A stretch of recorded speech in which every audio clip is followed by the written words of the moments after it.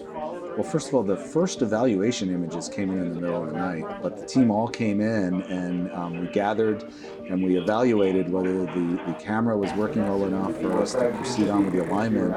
And as we analyzed those first, photons, if you will, the team was pretty positive that the camera was working properly and the instrument was working properly. So we picked a star that was very bright and didn't have any stars near it that would contaminate the image.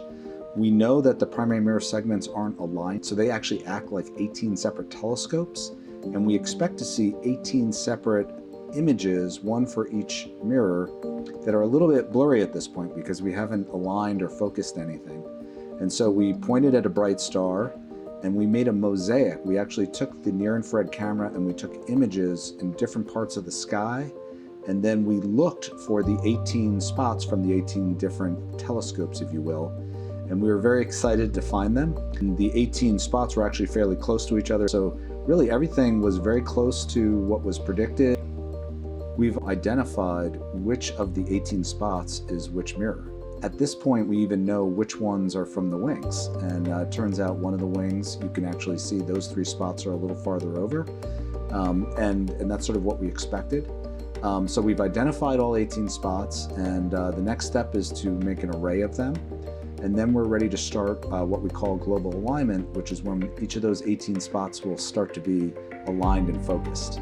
And that's sort of the last step before we take those 18 spots and put them on top of each other to start forming a single star going through the 18 separate telescopes. That's the work that will be starting soon.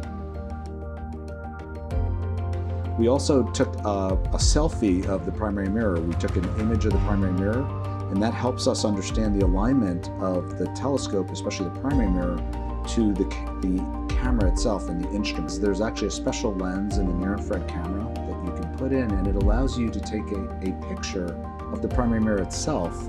And in this particular case, one of the segments is pointing at a star, so that is the segment that lights up.